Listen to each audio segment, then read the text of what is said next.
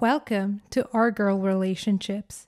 On this channel, we discuss day-to-day problems people face in their lives. Let's start with the video.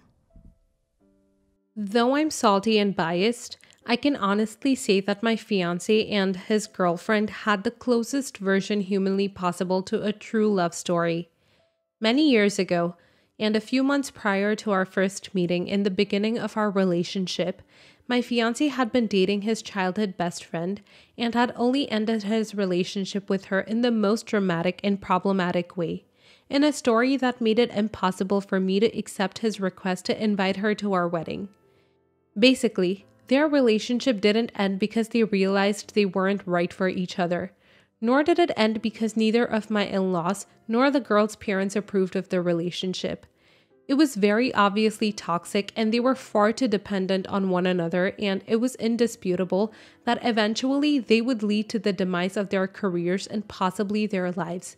They were providing substances and alcohol for one another and lying about it to the gods to cover it up for each other. That's not the reason why the relationship ended though.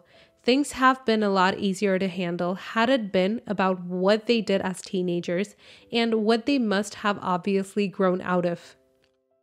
If I could speak without bias or being blindsided by the hurt and trauma that I've gotten from these events, I would say that my fiancé and his ex are the perfect example of right persons but wrong timing. Which makes the story even worse actually, because even after it cost me my marriage and my husband his family, they still didn't get together and managed to ruin the remainder of the time they got to spend together. Back to the reason to got separated before him and I met. His ex-girlfriend had woken him up one day to inform him that she was pregnant and expecting and was aware of her pregnancy for the past few weeks. Not only was she hiding it from him, but she was denying it herself, and not for the noble and supreme reasons you may think, but because as teenagers and basically children, she was terrified of telling her parents. She kept her pregnancy from her then boyfriend, so that he wouldn't tell his parents that happened to be friends with her parents, so her parents wouldn't know. Just goes to show how stupid the thought processes teenagers have and how they interpret things. She wasn't taking into consideration the fact that every week she delayed could be the one that could mean that she would no longer get to terminate the pregnancy, nor keep the normal, stable, relatively happy life they had. She was far too consumed by concerns of being grounded and scolded, not the human being growing inside of her. There were obviously many other concerns that the parents were taking into consideration when they decided to disapprove of the relationship in the first place.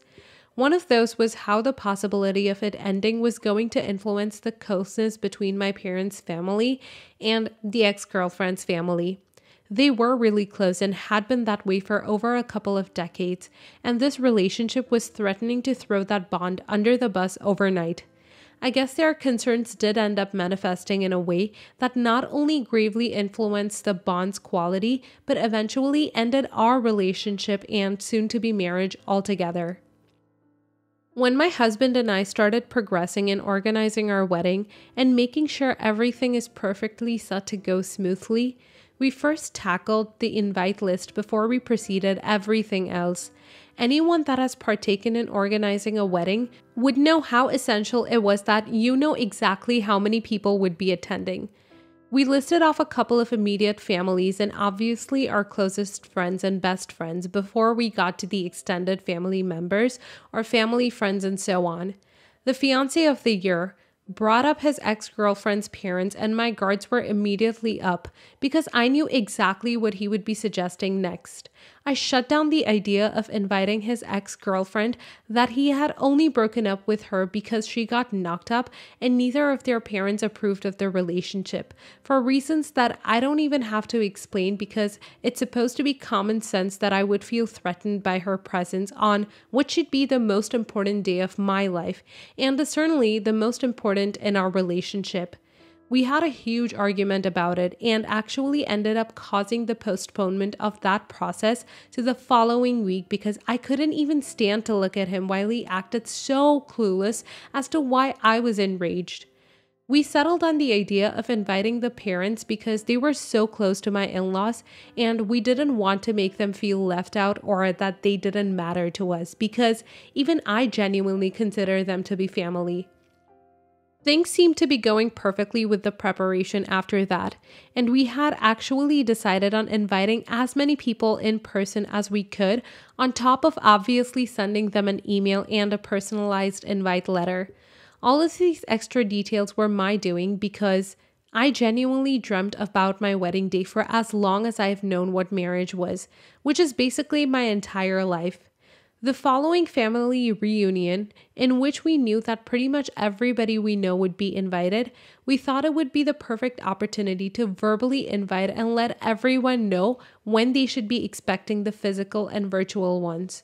As my husband and I scattered around the house and split in an attempt to maximize efficiency, I could see him talking to the ex-girlfriend's parents and could literally feel an anxiety growing in the pit of my stomach when their conversation took longer than most of other conversations.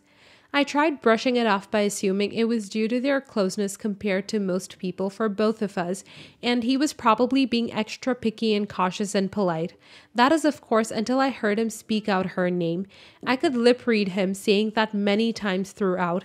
In the heat of the moment, I couldn't decide on what I should do and if I should go to strangle him in front of everyone, but I surely let him talk to them and picked the worst fight of our entire relationship with the moment we got home. I was already starting to question the sincerity of his feelings towards me and whether our marriage would be working out before we were even married, and over some chick from his past. Usually, these kinds of arguments are never a sign of a future good that's destined to come, at least not in my experience. I told my in-laws that he had invited her. They didn't spare him the scolding or the arguing, because they knew that by doing this, he would be throwing away a good portion of the quality of a date that's supposed to be about me and him and nobody else. His sisters and brothers that are known to be the ones that could hide a body for him didn't even side or try to excuse him going behind my back to invite her specifically. She obviously showed up to our wedding looking as best as she could, and I could have strangled my husband had he been next to me when I saw her. I was genuinely jealous of her because she looked drop dead gorgeous, and I hated that her relationship with my husband and its nature made me feel jealous instead of the usual urge to compliment her and make someone smile and feel happy. The intensity of those emotions of pure jealousy and hatred that contradicted every atom of my being were so profound that I will never forget how hard I had to bite my teeth to not say anything toxic or deprecating to the poor lady. At that, I thought she was a poor lady. Now I'd sucker punch her in a heartbeat. The wedding ceremony was over and my brother got up to toast and say the speech that he had been preparing for months. I noticed from the corner of my eyes that she was fidgeting around and nervous like she was going to speak next. Needless to add, she wasn't supposed to. She clanked her glass the moment my brother sat down, and my worst fears had come to life. She started speaking. She complimented the way I looked and said that she supported our relationship and didn't think the high school version of my husband would grow up to be the family man he has become. When she started mentioning him, starting a family and high school years and emotional bonds, one could only guess what comes next. Which started full-on bawling in the middle of our wedding ceremony, and my dumbass husband let go of my hand and rushed to her side to hug and comfort her, before this dumb shits starts crying with her, bawling his eyes out in front of everyone. Not only was I embarrassed to my core, but I immediately called off the wedding and I ran to spend the following weeks at a hotel. I'll be damned if I marry the same man that embarrassed me in front of every single person I love and love to heart. I wasn't even disturbed by the fact that my marriage was over because of how mad I was. I was just humiliated. There are many other reasons as to why I decided to end the marriage, but the emotions that rushed through me, that they were all of anxiety and sadness and jealousy, and none of them were what a bride is supposed to feel on her wedding day. And I blamed him for that, and I resent him for ending our marriage, and I will do so till the day I die. Not the a-hole. Sorry, but your wedding had it coming from the moment your husband went behind your back to invite his ex-girlfriend that you specifically requested him not to. I'm really sorry, but your emotions are hard, but you're definitely not the a-hole. Not the a-hole, you were against it. The family was against it. Maybe even the girl was against it. The only person who wanted her to be at the wedding was your husband, and I wouldn't be surprised if he had done so strategically to not get married to you. Seems crappy enough to do it, so I wouldn't really be surprised. Not the a-hole. There are situations where things happen that just don't feel like they make sense at the time, but turn out to have happened for the best, and they derail something worse from happening. And I think this is just one of those situations, because your marriage would have been a failed one had you gotten married and this not happened on your wedding day. He obviously doesn't deserve you and hasn't gotten over his ex one bit. That kind of means the marriage was doomed before it even started. Next story. My family used to like my wife when we first started dating, but they started antagonizing her once I proposed. All of my siblings and my mother are very insulting towards her. My dad doesn't care and stays neutral on the matter. My mom had my wife cry on the day of our wedding because she called her the morning of that. She should watch out and never hurt me because I'm her baby boy and she won't let any female hurt me. She also told my wife that she must be happy she's taking me away. I told my mom off for her behavior and told her that I won't accept that anymore, and if she repeats, I'll go no contact. Which I obviously shouldn't say because going no contact with family is harder than it sounds. My mom apologized to my wife after the wedding and said she'd try to make it up. I saw my mom genuinely trying, but my wife wasn't interested in making up with my mom completely and simply said she'd have a typical relationship with my family out of respect for me and the fact that they're my parents and siblings. Few months later, whenever I made plans with my wife, my mom, my two brothers, and my sister would always complain to me about said plans and try to get me to cancel them. Those plans would include trying to have a baby, going on vacation, getting a pet, and so on. Never heard of any of that, of course, and made my own choices with my wife. My siblings have told me that they start despising my wife and how she has a negative impact on me because she stole me from my family. I texted my siblings in the group chat we have that I want to be left alone, and that resulted in my sister and one brother calling me and cursing me out for making mom sad for my wife. My wife heard all of that. She said she doesn't feel comfortable around my family anymore, and she wanted to skip all the Christmas plans we had with them. I told her we can't do that, and that they're my family after all. She gave in and came to all of our Christmas plans. After every family gathering, my wife would be either mad or in tears because of how my siblings and mom would either ignore her or speak to her in a passive-aggressive way. After the New Year's Eve party we had with my family, we went home and she broke down in tears, saying she can't keep doing this anymore and that it's my fault for forcing her to come around these people when they treat her like that. This past week, we've not talked much because my wife has been going through it, but I'm thinking and wondering if I'm really the a-hole here for insisting she spend some time with my family. You're the a-hole, and don't act surprised when your wife drops divorce papers on the table. What your mother did on your wedding day was absolutely disgraceful, and you should count your stars she went through with the wedding because I, and I'm sure many other women, wouldn't have. You should show your wife you're thankful for her making the effort over Christmas to spend time with people who make her life a misery. You're basically telling and showing your wife that your family comes before her no matter how much they abuse her. You're the a-hole. Stop saying that you're in the middle ground when all you did is take care of your family's feelings and ignored your wife's. You were never the middle ground because you allowed her to get hurt all the time. Stop saying that's who they are, they're toxic, and continue to gaslight how your wife feels about them. You're the toxic one that your wife needs to get rid of. The fact that you knew and yet still allow your family to do what they want towards your wife and insisted that she has accepted it because it's family. Family is a choice and doesn't have to be blood related. You're the a-hole. The moment you got married, she became your family. She's your number one. Everyone else is an extended family at that point.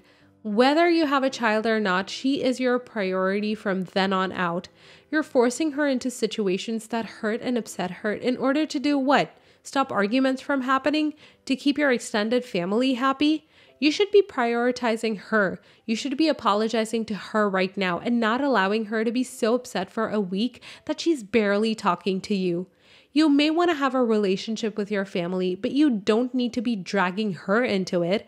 I suggest in future you draw some boundaries with your family. Get your head on straight, grow a backbone, and if you absolutely must spend time with your family, then you go alone. If I was your wife, I'd be seriously reconsidering the marriage. I wouldn't want to remain married to someone who caused me distress on purpose. Next story. So just for some background context, my boyfriend, 23, and I, 20, recently moved into a new apartment back in December. I was very hesitant to move in with him as I'm a full-time college student, unemployed, and wasn't ready for the commitments of moving into my own place. His mother was putting him out, so it was mandatory for him to move, but not for me as I lived with my father, expense-free. I relented eventually as our original agreement was that I'd pay 40/60. Then it somehow changed to 50/50. Just to note, I also solely pay for groceries and small things that are needed, utensils, dishes, paper towels, etc. Cook for both of us and clean nearly every day. I don't work as I'm a university student who has been fortunate enough to get help with my tuition from family and an old car accident settlement I received once I turned 18. All the money I have is from saving extra money or when I would work during summer break. My boyfriend works as a parking garage tenant where he sits in the office answering calls every now and then for $16 an hour, 5 days a week. January rent was due on the 1st, and when I asked him about his half, he asked that I pay the entirety, $1,200, and he'll pay me his half once he goes to the bank. I reluctantly agreed as that wasn't our original agreement. Fast forward to a week after paying rent, I ask him about his half and he gets defensive, claiming that we both live here and that I'll get my money, and that he'll pay me my money and I won't have to pay anything ever again. He seemed genuinely infuriated and annoyed that I asked him about what was going on with the rent situation. I asked him calmly if he actually had it, as I figured he may not have the money, but he insisted he did and that he just needed to get it out of bank. I've never been one to press people about money, but my boyfriend has a history of borrowing money and never paying it back. Prior to this rent, he asked to borrow $600 back in September of last year and still has yet to pay it back. I'm starting to have issues with the fact that he hasn't made any effort to actually pay me my money. It's more so the principle rather than the actual money itself. However, according to him, I'm being an a-hole about it because if I really believed in us, I would trust that he will eventually pay me back. Again, I'm sure he will, but his lack of drive to do is what bothers me. Am I the a-hole for wanting my money back? Original poster, you're young. Take this as a lesson learned and move back in with your father. Ask for his help if you need extra money to break the lease. No 23-year-old needs to go to a bank for money. Money is accessible through a phone or a laptop, which I assume he has. He's either broke or not telling you, or is just manipulating you into paying so he doesn't have to. It's irrelevant either way. He's dishonest and needs consequences. Tell him you're going back to your father's, not the a-hole. Let me see if I have this straight. You're paying 50% of the bills and paying for 100% of the groceries and household needs, so you're already paying more than him. Plus, you're doing all of the cooking and cleaning, so you're already contributing more than him. Now he's going to have you pay all the rent when you're already paying more and doing everything to run this place.